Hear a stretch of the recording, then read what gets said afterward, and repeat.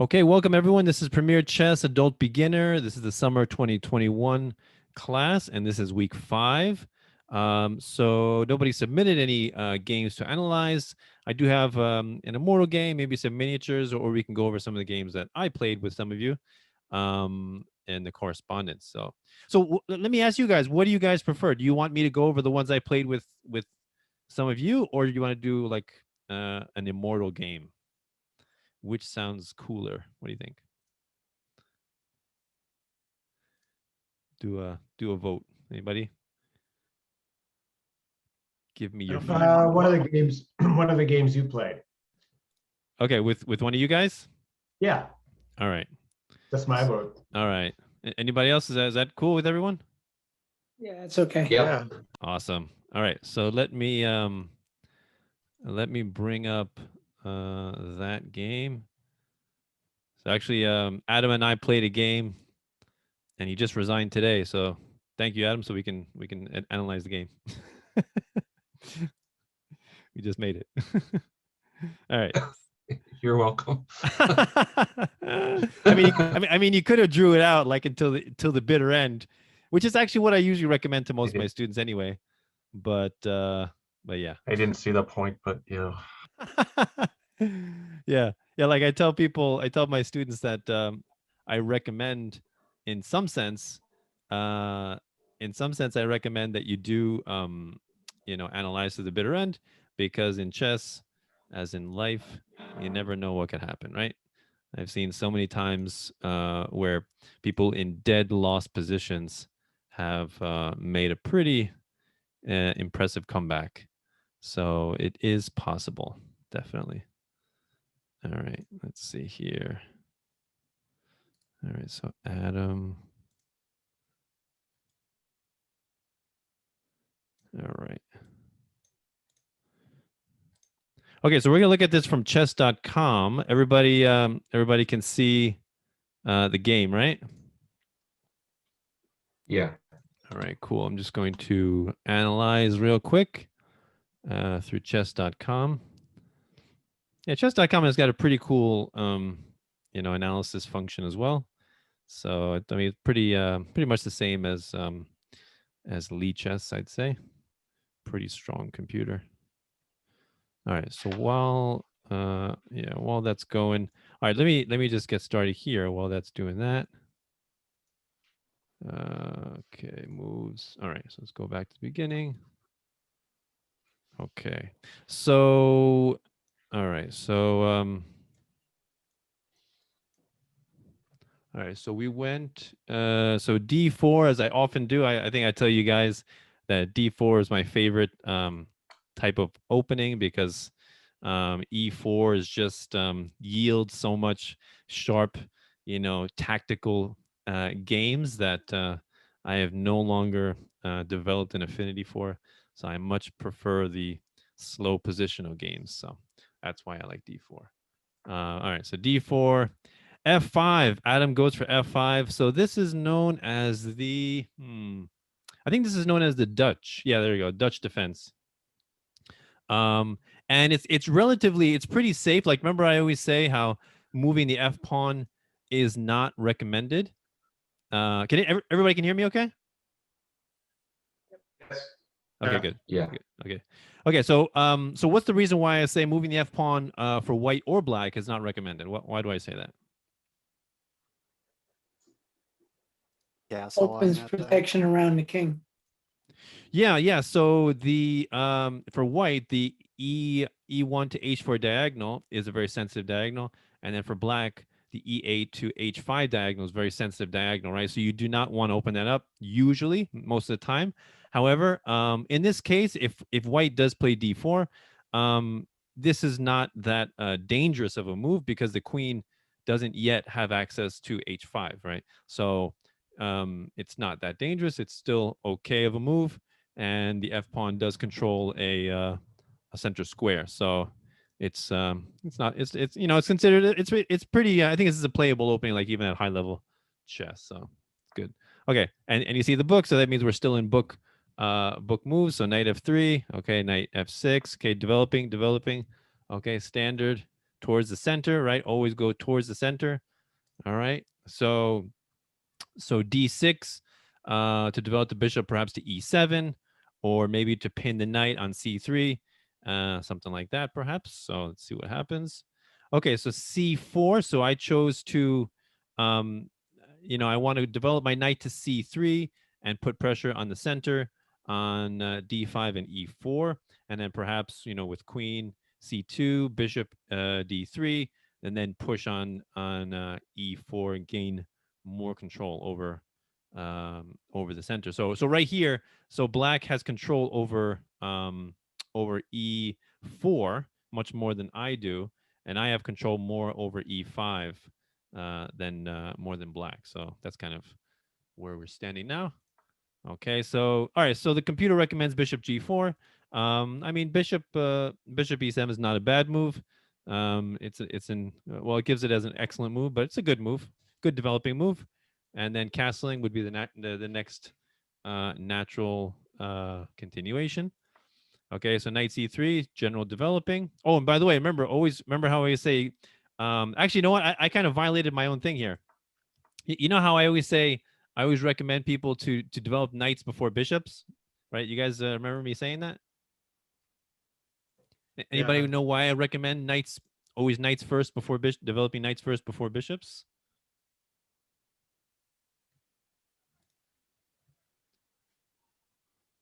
What do you guys think? Why would I recommend that? Well, you can develop a knight without moving a pawn. That's true. That's true. Yeah, the knight can jump, so so that's true. You don't have to open up the line but first. But there's another reason why I usually recommend students to develop their knights before bishops. Anybody have an idea? Well, it's the knight doesn't have much range, so you got to get it out into the middle of the board for it to have much effect. The bishops have more range. That's true, but I mean, in the opening, there's a lot of pieces, a lot of pawns on the board, so it doesn't have that much range in the opening. But the primary reason is because when you develop the bishop first, for example, the c1 bishop, now you're weakening the b2 pawn, right? And if, for example, the position was, let's say, he played c6 and d5, and then his queen came out onto, oh, there's Monty, and his queen came out onto b6. Now this pawn is hanging, right? And then the rook is potentially trapped. Right. So for that reason, to avoid that, I usually recommend students to usually develop the knights first so that you don't trap your rook. Right. But here it's kind of safe since he did not move his c pawn, and the queen, for the time being, is not really able to come onto b6. So for that reason, okay, it's not that bad. Bishop e7, knight c3, standard development. Okay, castle, very good.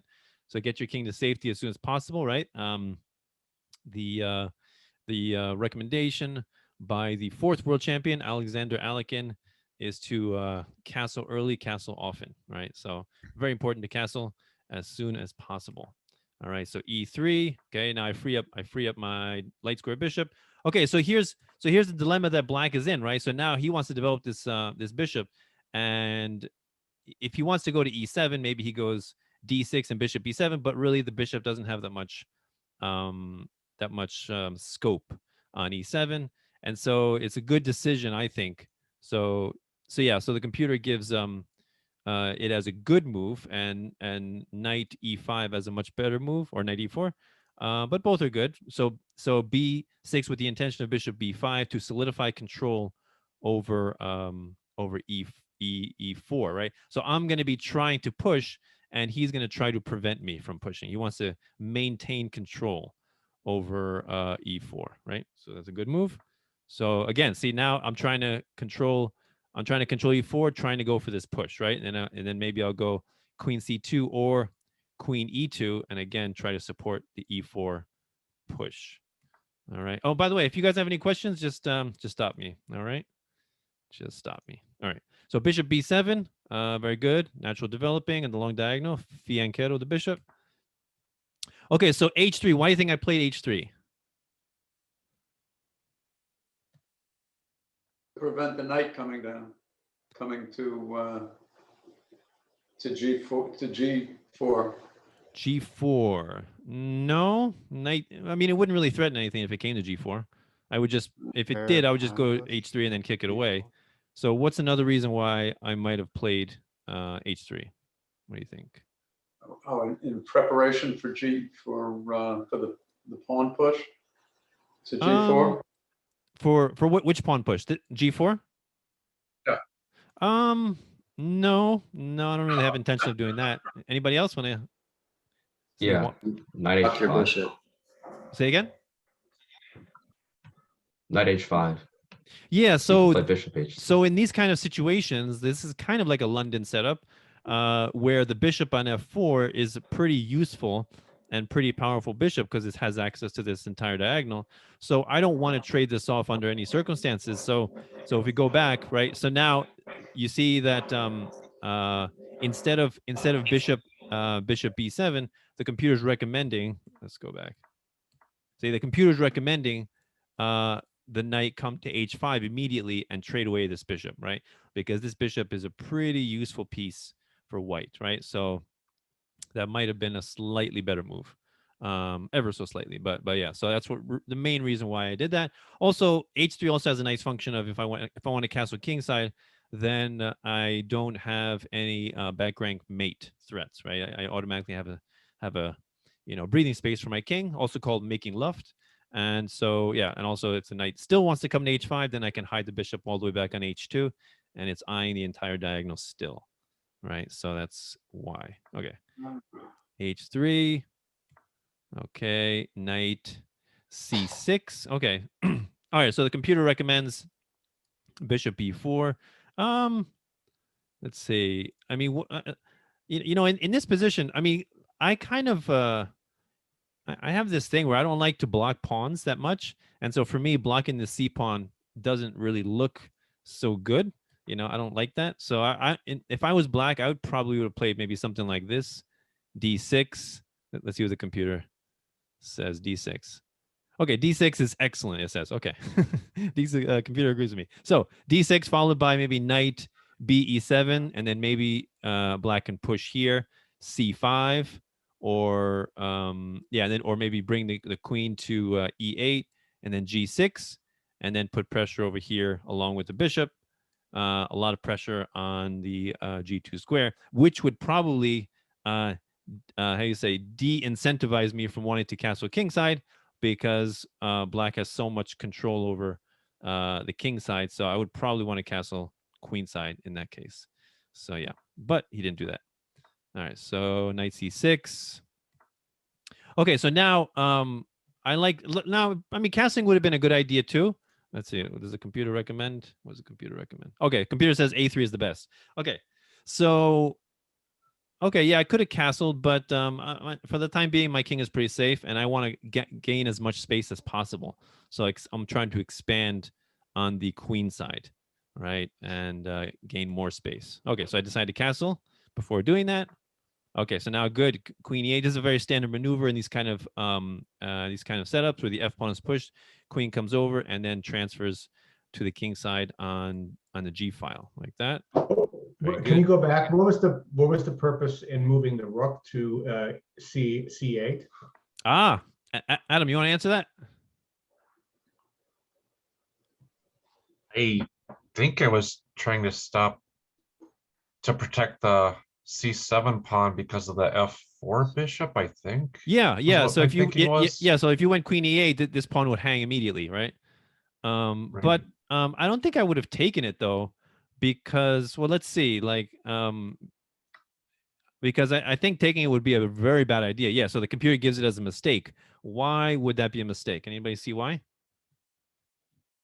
Well, you can fork it with knight to d5, right? Well, it was black's move here. No. d6 traps the bishop. Yeah, d6 traps the bishop. Yeah, exactly, right. And now even if white tries to go knight b5 to try to take the pawn, well, what can black do here?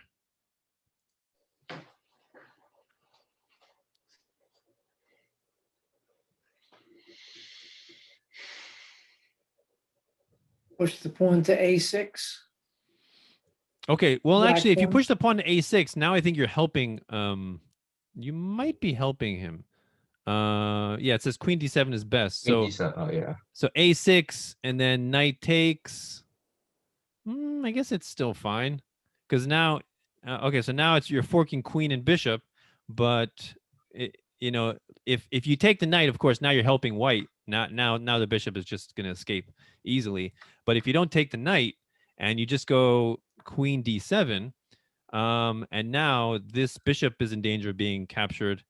And if he takes your bishop, you take black takes my bishop, and now the knight is trapped, and so black's going to be winning. Right, black's going to be ahead an extra knight.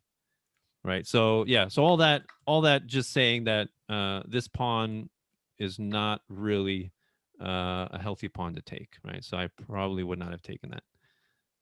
But it's good that you're thinking about that. But that's all the reason why I say before why I like e6 and knight b to d7, because the other reason for d6 is now my bishop has less scope.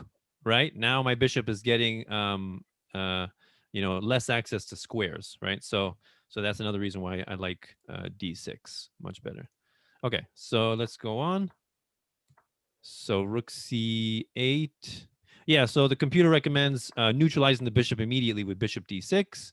So if you take, and now, so now black has a nice half open file to work with. And I mean, these doubled pawns right here, I guess you can say they're kind of a weakness, but so far it's kind of not that easy to exploit them. All right, let's go back. So rook c8, castle. Okay, queen e8. Okay, so now I'm trying to gain space in the center with e4. So, okay. Why did you move the queen? Why? Oh, because I'm trying to do this. I want to do this push, e4 push. So I'm just adding more protection to the e4, right? But I even if my queen was on e2, I couldn't do the e4 pawn push just yet, because this bishop would become unprotected and the rook potentially would be hitting the bishop.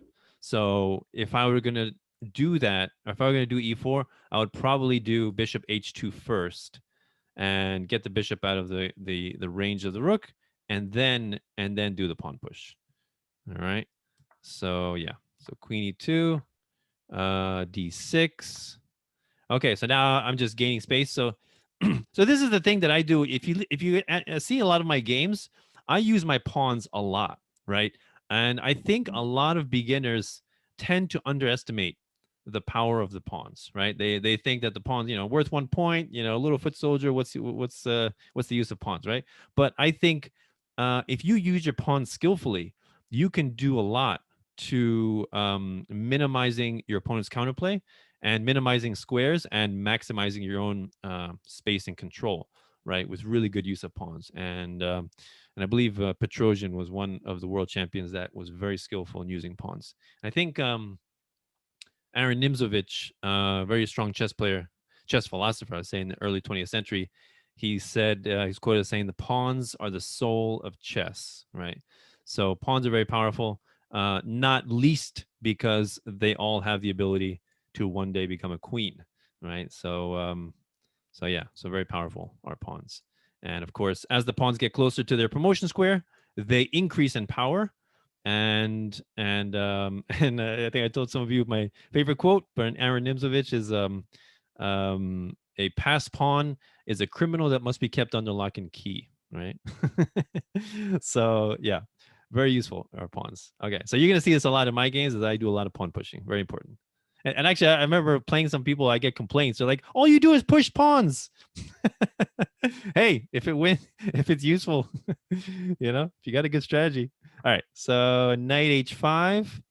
All right, good. Maybe trying to trade away my bishop. Of course, I'm not going to let him. So bishop h2. All right, f4. So now here's a moment of truth, right? What do I do, right? Do I push here? Do I take? So let's see. So yeah, the computer says, yeah, maybe in hindsight, taking would have been nice because now this pawn is unprotected. So perhaps taking here would probably have been the best option. I guess I missed that one. But yeah, taking here, take, and then check, and I'm up a pawn, and a pretty clean pawn, and then I just start doubling and tripling on the e file, and have a nice advantage. So maybe that would have been a good move as well. So yeah, the computer gives this as an inaccuracy. Much better. The computer likes is e5. Oh, let's see, e5. That's interesting. Even though the computer, even though I'm going to win a pawn, the computer likes e5. That's interesting. Let's see. I'm just curious.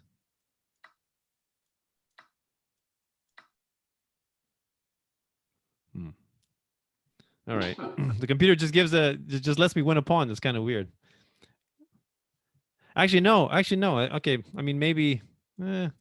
No, I'm thinking about discovered attack here, but I don't know. It could get messy. Something like that. All right. So let's go back. Okay. So F4. So now I choose D5 because I want to have control over E6. Now maybe perhaps so I can place a knight there. One day perhaps that might be nice. So E5 or D5, that's why I chose. So take. So now, the computer doesn't like that. Computer likes knight takes. All right. Okay. Well, anyway, I like D5 because now I have nice control over the light squares. Also, another reason why I chose not to take with the knight is because I wanted to block the scope of this bishop, right? If this bishop becomes open, this diagonal, it can be pretty dangerous for my king right here. So I wanted to make sure that diagonal was closed. Yeah. But that pawn is not defended. This pawn was That- defended by the knight. And Yeah. also if black were to ever take the pawn, now this whole the diagonal to the king is open, right? And I have the light square diagonal bishop here. So I think that this diagonal is a very powerful diagonal for me to control. So yeah, another reason. And aren't you blocking in your? I mean, you want to be able to be on that diagonal. So by pushing the pawn, aren't you keeping yourself from being able to do that? am I blocking? You mean am I blocking the bishop here? Well, if you want to attack the king with bishop on c4, you just put a pawn in your own way. True, but at the same time, I think this pawn is a very nice outpost for my other pieces. Perhaps here, very nice control. So I think it's less of an obstruction for me. I think in this case, it's more of an obstruction for black. Right now, his queen side is becoming a little cramped. So you can see how much more space I have on the queen side. I control all these squares, and even you can say even a6. So I control all these squares, and as compared to the squares that black controls, is much less. So yeah, that's my justification. I'm standing by it. That's all right, his story. You can do it. So c takes d5. Okay, knight e5. All right. So now here, what do you think? Let me ask you guys. What do you think? What would you play if you were white here? Give me some moves. See if you can. Yeah. What do you think I played, and what would you play? Well, I would trade the knight, I think. Trade the knight. So knight takes, d takes, and then what would be the follow-up? Well, I haven't thought that far. Okay. All right. Anybody else? You want to give? I mean, you don't want to lose the bishop, right? So. Yeah, definitely. I don't want to lose the bishop. That's true.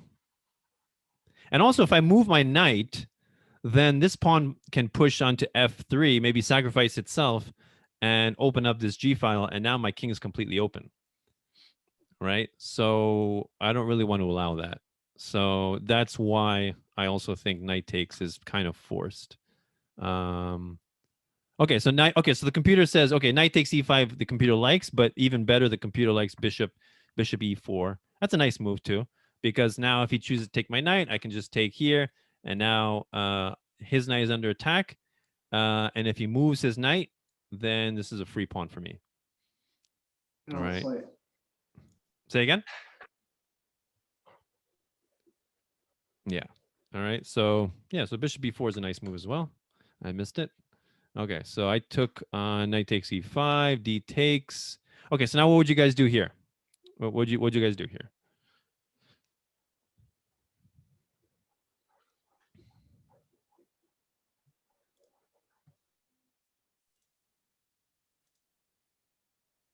I would do bishop to c4. Okay, so bishop c4 threatening maybe d6 discovered check and picking up the Yeah. bishop, right? Okay, so Yeah. good good threat. I mean easily parried with bishop d6 or maybe just moving the king away. Any other ideas? What do you guys think? What about bishop to b5? Okay, so bishop b5 attacking the queen. So I think that's another case that I think that's a good example of of a move that actually encourages your opponent to improve his pieces, right? So it seems it's like there's this idea that beginners, they get so excited when they see a check, right? They say, "Oh, I just checked my opponent's king." But the question is, it's not just that you should check him, but you should think like, is this move going to improve my position or improve my opponent's position, right? So is this queen? Do you think this queen is happy on d8 or on e8? What do you guys think? Is this an optimal square for the queen, basically? If he moves the queen, you can play queen take the knight. And Okay, if he true. pushes the pawn, True, if you're he right. pushes the c pawn, you can play pawn takes pawn. Yes, that's true. That's true. So the queen does have to stay on this diagonal to protecting the knight. But what I'm saying is the queen wants to come to g6 and wants to put pressure on my king in combination with the bishop on b7. So right now, my bishop is preventing that, right? So if you went, let's see what the computer says for bishop b5. Let's see. Okay, bishop b5, it says, is good. Yeah, I mean, in my mind, that's just encouraging black to improve the state of his queen, right? So queen g6. Okay, so yeah, that's one possibility. Or I mean, even c6 might be good because now, so what black would love to trade away this d5 pawn is much more powerful than this c pawn, right? That was on c7. So if black could trade away my advanced d5 pawn, that would benefit black definitely, right? So yeah. So What okay. Anybody else? what about queen to g4? What do you think of that? Queen to g4. Ah, interesting. Let's see here. Pressure on, All right. So the computer gives it as an inaccuracy. Let's see here. That's interesting. I mean, there's a lot of pieces there still on the board for the queen to get out in the open so quickly. I kind of be hesitant to doing that. Maybe black is going to do something like rook d8, bishop c8, scare away the queen. Something like that, or maybe now even he can go bishop, or sorry, pawn to c6, try to get rid of this pawn, and if I trade, then now this whole diagonal is going to be open. So I don't know. I feel weird about bringing my queen out so quickly. So yeah, so here I wanted to open up this e file, right? So I chose to take on f4, right? So the computer gives it as a excellent move, okay? Okay, so even though I know that this is going to make this pawn relatively weak because now it's becoming an isolated pawn, right? I have no c or e pawns on either side to protect it, but I'm thinking that I'm going to have control over the e file with rook e1, and so it might be still advantageous for me. So e takes f4, knight takes, and so now I part ways with my beautiful bishop because this knight is just too powerful there. So I take the knight, pawn takes, and now now I have complete control over the E file. So Uh, if you had taken instead of with the knight, with the, if black had taken with the pawn instead of the knight, how would that have played Oh, out? let's see. Okay, so take like this. Yeah. All right, let's see here. Hmm.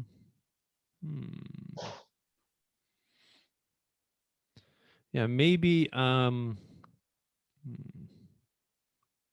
Either I would do rook f to e1, right, and then threaten to take the bishop, or I would maybe go queen e7 and do a quick threat. Well, the computer doesn't like that. I would do a quick threat onto taking h7, and then when he goes bishop f7, then I go bishop g6 and skewer the king and queen, winning the queen. So that's one idea. But here definitely the pawn is threatening to come onto f3 and then forcing me to take it, opening up my G file, which would be very weakening to my my king side. So I don't really want to allow him to do that. So the other reason why I like queen G4 is maybe once he let's say once he defends like that, then I put a rook on E1, and then let's say he still does F3, which okay. So now the computer says that's a horrible move, a blunder. Okay, so a blunder because he's going to drop his bishop. Okay, so let's say he's got to do something about that. Let's say Wait. What? Drop his bishop? What?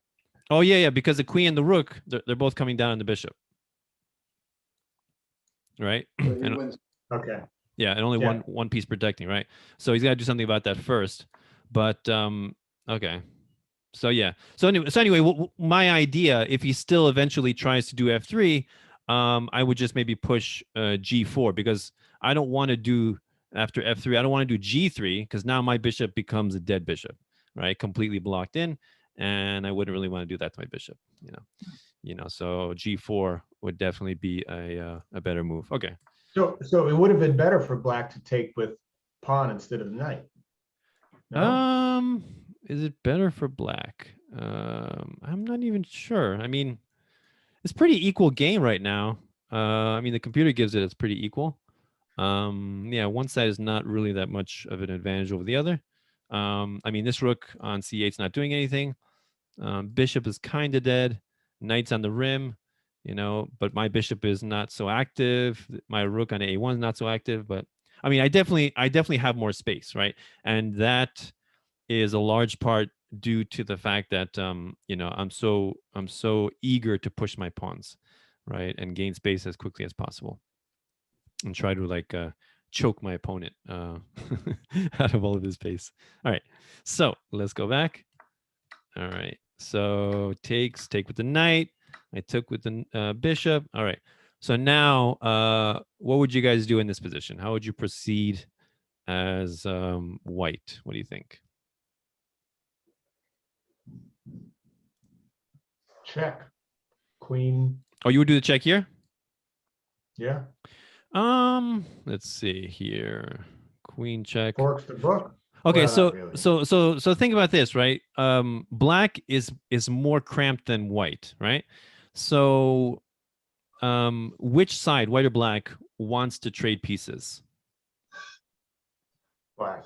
Yeah, black definitely wants to trade pieces, right?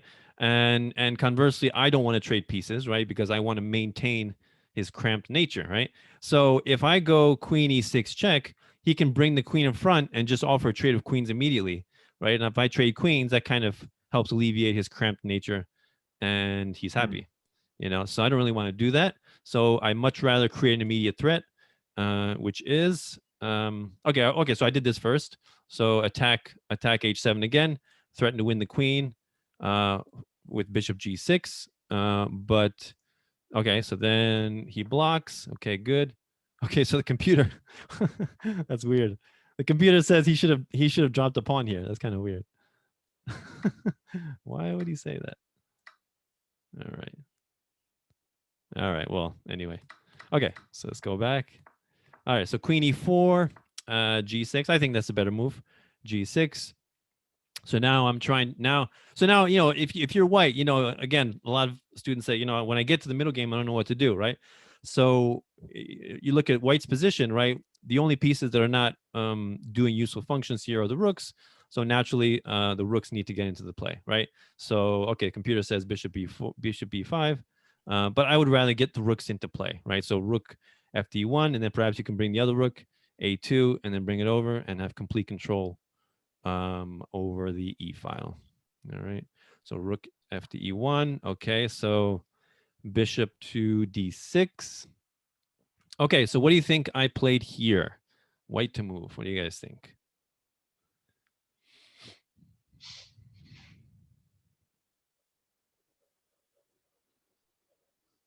Threaten the queen with the bishop. Threaten the queen with the bishop. Oh, like this, right? Yeah. All right, so well, I don't like that move only because of it just allows black to trade queens, right? And I don't want to allow black to trade queens, right? I want to maintain as many pieces on the board as possible and slowly cramp him. So bishop b5 allows the queen trade. So I did not do that.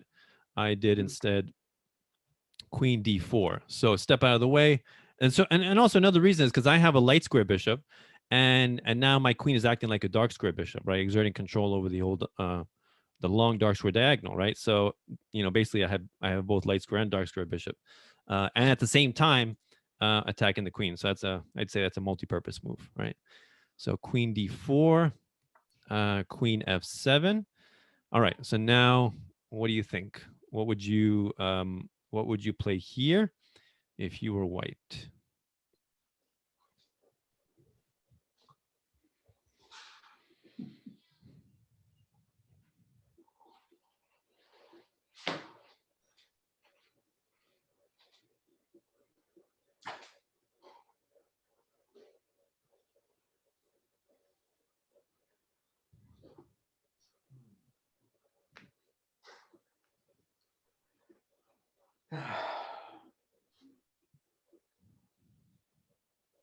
Like knight to e4. Knight to e4. Okay. All right. So, the computer likes that move. Okay, that's an interesting move. Let's see. So, okay, one reason why I don't like that move is because well, why do you think? Why do you think I don't like this move? But blocks your rook from controlling the E aisle. It blocks the rook. Okay, that's true. But I mean, on the surface, this kind of looks like a good move because if the knight can get to g5, attack the queen, and then maybe jump onto e6, that's a beautiful knight outpost right there. Controls a lot of squares in black's camp. So that's a beautiful square for the knight to be on. But there's another reason why I don't like it. What do you think? Blocks the bishop, the light square bishop.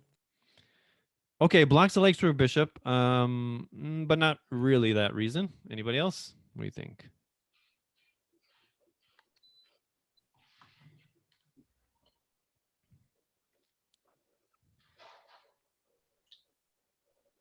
Well, what happened? Never mind. No.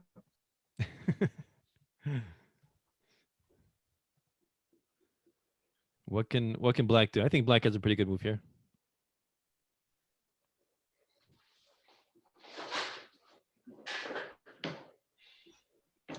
Oh, it weakens the d5, so you could move the bishop. or Okay, so it queen does to weaken d5, yeah. But yeah, so let's say bishop takes d5. Ooh, it doesn't like it. All right, so okay, so it doesn't like it because of because of knight g5. Interesting. Okay, so initially I saw that queen can take d5, but actually that's a blunder. I just realized that is a blunder. So now we're gonna see why. Why is this a blunder? Can anybody see why really quick? Bishop c4.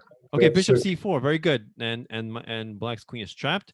But what I saw initially was knight f6, which is actually not a good move. Why? I mean, it does for king and queen, but after rook takes, and then if the queen takes, then the bishop is lost, and now there's two bishops for a rook, but still after rook takes, white can still do bishop c4 and win the queen. Yeah, so So yeah, so knight e4 looks like a really pretty good move. So this is a case where it looks like this pawn is freely taken, but it's indirectly protected by this bishop. And that's why I said before, right? Like having this pawn here, I think Richard, you said, right? Why would I want to block my bishop? But you know, this pawn is a pretty big thorn in white side, you know, controlling these nice squares, e6 and c6. And then if anybody ever tries to take it, the bishop can come on c4 and become alive along this diagonal, right? So, okay, so but that's not the move I played. Okay, anyone else want to give an idea? What else would you play here?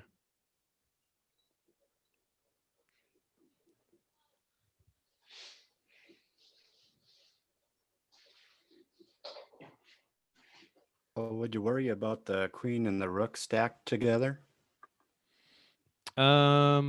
Would I worry about? You mean these right here? Yeah. Yep. I mean, they're not really a threat now. You know, the f pawn being in the way. So in this position, I'm looking at my pieces, right? And sometimes, you know, you have to do an assessment, and you think, okay, my pieces are nicely placed. Queen is centralized. The knight is going towards the center. Bishop is nicely, you know, pretty centralized. Has a nice control of the two diagonals. But I can improve my pieces even better. Now it's true this rook isn't doing anything. I could have maybe done a rook lift and bring the rook over, but that would take 2 moves, and I didn't really want to do that just yet. So I was thinking I could improve this bishop right now. Sometimes a good exercise to ask yourself when you're playing a game is, if I could pick up any piece and place it, like where would I love to place it? So for example, this bishop, if you could pick up this bishop and place it anywhere on the board, where would you want to place it? E6. E6. Yes, e6, exactly, right? So if I can get my bishop to e6, you know, you win the queen immediately, right? So how would you get to e6? So bishop e2, bishop g4, and bishop e6, right? And that would definitely be a beautiful outpost. And also another reason why I like bishop e6 is because it prevents f3 from ruining my pawn structure, right? If f3, then I just take here, and I'm fine, no problems, right? So that's why I chose bishop e2. Ooh, and the computer gives it as best. That's nice. It's nice when the computer agrees with you. All right. So okay, c5 is a mistake. It gives. Okay. So now, why do you think c5? The computer gives c5 as a mistake. What do you guys think?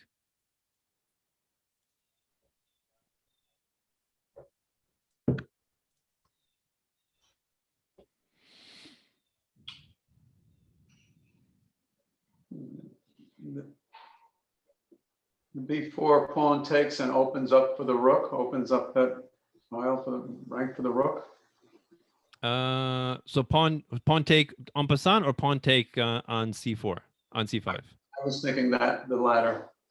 Okay, pawn take here on c5.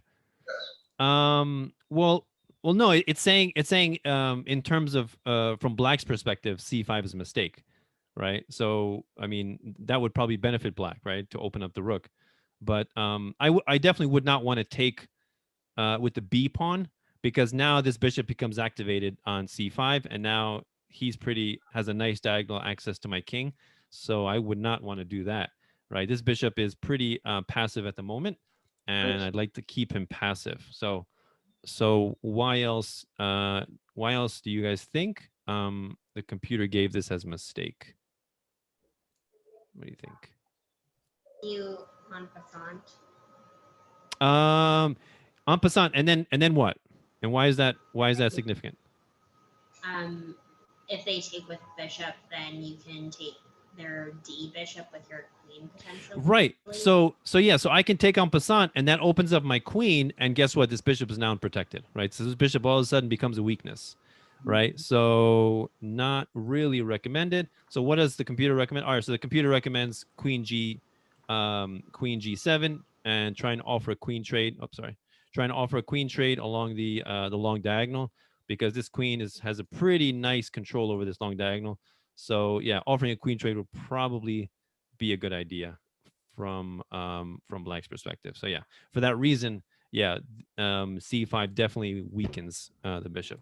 So I took, of course, en passant, and now he's forced to take back with the rook to protect his bishop. Okay, so now what would you play here?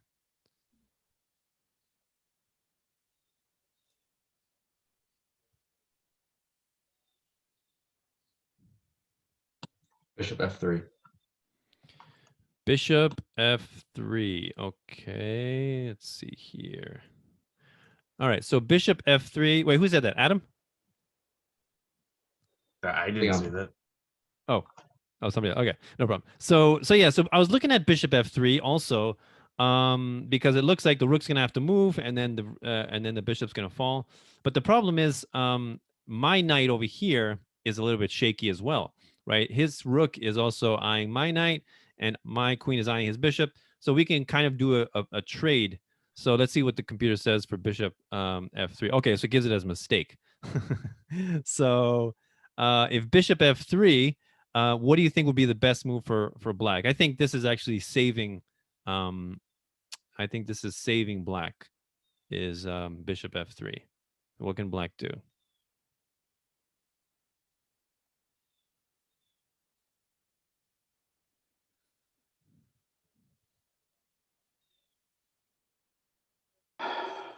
Black takes knight, white takes bishop, and then the rook can take a free pawn on the a file. Oh wait, no, Okay. never mind. Never mind. The rook is there, but take the knight. Okay, so you say rook takes d3, and then what was the other one? Yeah, never mind. I thought there was, but I didn't see the white rook there. 'Cause I Okay. thought he would be Okay. but never mind. All right. So anyone else? Why is Bishop C3 or Bishop F3 a mistake? Why? Rook C4. Yeah, rook c4 is a nice move, right? So now the rook moves, and with the help of the queen, is attacking my queen and also opening up the b7 bishop, hitting my f3 bishop. So very nice move. And if I take the bishop on d6, black can choose to take my bishop first, and then if he takes back, then he takes my knight, and now my king is open. I got double isolated pawns on the f file, isolated pawn on the h file, and that's pretty good situation for black. So yeah, so let's say, yeah, queen takes, and then bishop takes, yeah, and now see, look at this resulting position. It's let's see who's winning. I guess it's roughly about equal, but yeah, so it's so now I think this rook is nice and active, and ready to take the f pawn, my f pawn, ready to take my h pawn, and then if the queen comes onto f6 and transfers over here, my king is all of a sudden under attack, right? So you got to be careful of that. So what's another move besides bishop f3? Anybody else? What do you think? Bishop C4. Bishop c4, no. Why? Loses the bishop. Yeah. Both queen and rook How are about- covered. What else? How about Bishop bishop B5? B5? Bishop b5, yeah. So that's the move I played. So I like bishop b5. Why? Because it also, I want to maintain my bishop along this diagonal, because if this rook ever goes away from this c file, there's always this threat of winning the queen, right? So I want to try to maintain my bishop along that diagonal for the time being. Now that the d5 pawn is gone, right? So bishop b5 attacks the rook, prevents the rook. So attacks the rook, prevents the rook from coming onto c4, and then allows me to take the bishop nicely without losing, or without ruining my pawn structure. So bishop b5. Ooh, computer gives it as a best move. All right. Rook c to c8. Okay, and now I took the bishop, and so we traded minor pieces. Okay, so now it's still pretty equal, although my queen is a little bit more active than my opponent's queen. Okay, so now what would you play? What would you play if you were white here?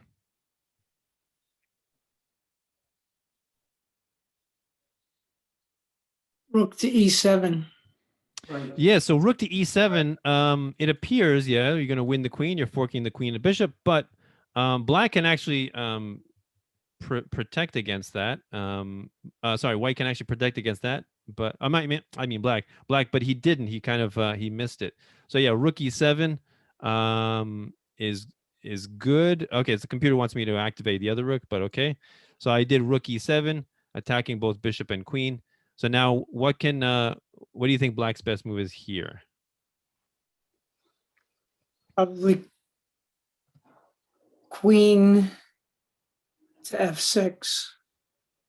That's actually the move that he played, and that was the mistake, right? Oh, Then no, that then- doesn't work. then I Yeah, just because trade then queens queen and- takes queen, rook yeah. takes rook. Yeah, and then I win the that bishop, still right? loses the bishop. Yeah. So what would be a better move?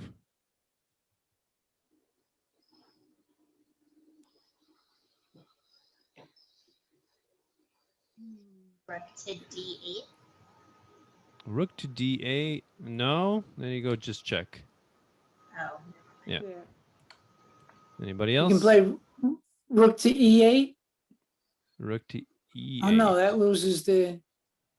No, yeah, that no. loses the queen. Yeah, lose the queen or the rook. What Yeah. else? What's So- queen? Oh, Say again. queen at d5. Queen d5. Yeah, you missed it. Queen d5, and that would have forced a trade because you're attacking my queen. You're attacking my queen, and you're threatening mate on g2. Right, so that's a pretty nice move. So that's the move I was expecting you to do.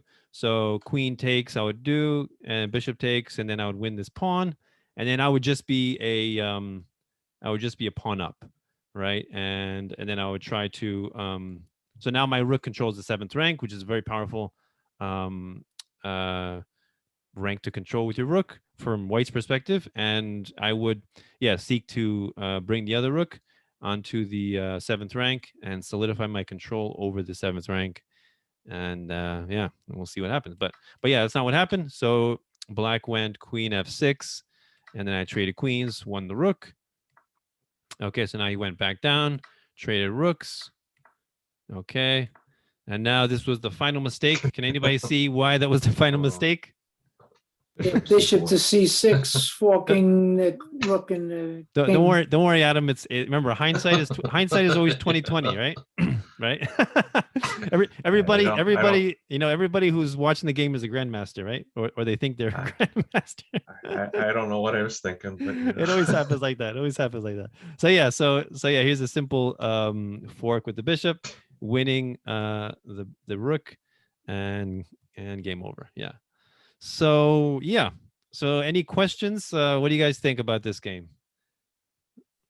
Any... It was a good game till the end. It was till a good- the last move. Yeah, I think Adam played very well for the most part. Developing well, getting the king castled, and trying to maybe mount some kind of attack on the king side. With the pushing the f pawn, that was good, but it's just around here in the center that things got interesting, and I was able to come out on top. How should we submit games? Say again. How should we submit games? Oh, how should you send a game? Yeah. So yeah, I can give you. Okay, actually, no, I can show you real quick right here. Here, let me show you. So this is what you do. So you go over to let's see, where does it say? Down here. Right, Adam, this is how you do it. Right? You did it, right?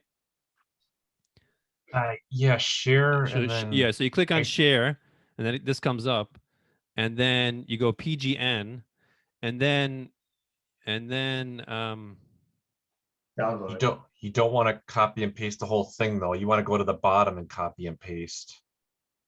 Yeah, you go down to start it and move one, and then you copy and paste. So here's the thing, like you see, okay, so for my purposes of of analyzing it through lead chess, like you see, like if you analyze it on chess.com, you see how it gives all the analysis in the analysis itself here, right? Mistake and all that stuff.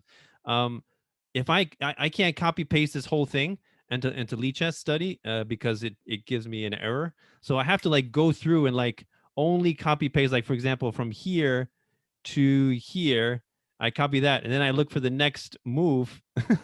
So it's a little bit tedious. But look So- at the PGN where you're clicking on report. Go to the left on that where it's like a person. Do you see PGN? Where? Don't where? go down. Let's There's see. like under FEN and PG. Then So there's should I go back into I'm that sorry. thing, Yeah. or maybe download? No, go to PGN. Go to PGN. Okay. Oh, person. Okay, and then Ah, yes, yeah. annotation. Then go to the bottom That's it. because you That's had it. it the next you had it in the next one to the right, and that shows the mistake. So you don't want Yeah. that. Okay, I didn't yeah. make that clear. I'm sorry. Yeah. So Richard, this is what I was explaining to you over the email, right? About how to do it. So you have to make sure it's person right here, and then you copy, and then you just copy the moves, and then I can easily copy paste this into Lichess. So yeah. So not the computer, but it has to be with the person there. Cool.